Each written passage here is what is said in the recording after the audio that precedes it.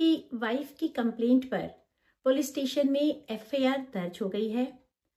अब आपके मन में डर है कि कहीं ऐसा ना हो कि पुलिस आकर आपको तुरंत गिरफ्तार ना कर ले। क्या आपको इमीडिएटली एंटिसिपेटरी बेल कराने की ज़रूरत है? ये हम आज की वीडियो में डिस्कस करेंगे।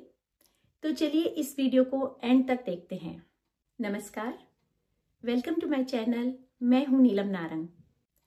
देखिए, इन केसेस में वाइफ की एलिगेशंस ये होती हैं कि उसे हस्बैंड और उसके ससुराल वालों ने दहेज के लिए परेशान किया, उसे फिजिकली और मेंटली टॉर्चर किया और उसका जो सामान है यानी उसका स्त्री धन उसके मांगने पर भी उसको वापस नहीं किया। इन केसेस में 7 साल से कम की सजा होती है, इसलिए पुलिस इन केसेस में आपको आकर सीधा गिरफ्तार नहीं कर सकती। पुलिस को पहले आपको एक नोटिस देना होगा कि आप आए और इन्वेस्टिगेशन ज्वाइन करें। अब जैसे ही आप ये नोटिस रिसीव करते हैं तो आप प्लीज़ इसे बिल्कुल भी इग्नोर ना करें और आप जाकर पुलिस की इन्वेस्टिगेशन ज्वाइन करें, जांच में पूरा सहयोग दें। देखिए, अब सबसे बड़ा जो मन में प्रश्न है और डर है वो ये कि कहीं ऐसा ना हो कि मैं पुलिस स्टेशन इन्वेस्टिगेशन ज्वाइन करने के लिए जाऊं और पुलिस मुझे अरेस्ट कर ले। यहाँ पर मैं आपको ये बताना चाहूँगी कि नॉर्मली इन केसेस में पुलिस अरेस्ट नहीं करती अगर आप पूरा जांच में सहयोग देते हैं, और अगर आप नोटिस के कंप्लायंस नहीं करते, उसे इग्नोर कर देते हैं, तो पुलिस के पास आपको अरेस्ट करने का एक ग्राउंड बन जाता है। इन केसेस में अगर पुलिस आपको अरेस्ट करना चाहती है तो पुलिस को राइटिंग में रीजंस देने होंगे।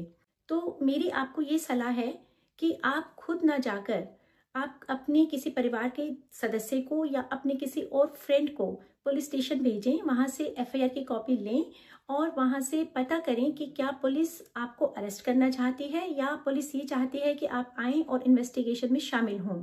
अब अगर आपको ये विश्वास है कि पुलिस आपको अरेस्ट नहीं करना चाहती और वो ये चाहती है कि आप जाकर के इन्वेस्टिगेशन ज्वाइन करें, तो आप सीधे ही जाकर इन्वेस्टिगेशन ज्वाइन कर सकते हैं। लेकिन अगर आपको मन में अभी भी डर है तो आप किसी वकील के थ्रू सेशंस कोर्ट में एक एंटिसिपेटरी बेल एप्लीकेशन लगा सकते हैं और कोर्ट को ये रिक्वेस्ट कर सकते हैं कि आप इन्वेस्टिगेशन ज्वाइन करना चाहते हैं और आपको पूरी प्रोटेक्शन दी जाए और पुलिस आपको अरेस्ट ना करे। कोर्ट आपको जैसे ही एंटिसिपेटरी बेल ग्रांट कर देती है, आप पूरी तरह से सुरक्षित हैं और आप बड़े आराम से बिना किसी डर के जाकर के इन्वेस्टिगेशन में पूरा सहयोग कर सकते हैं।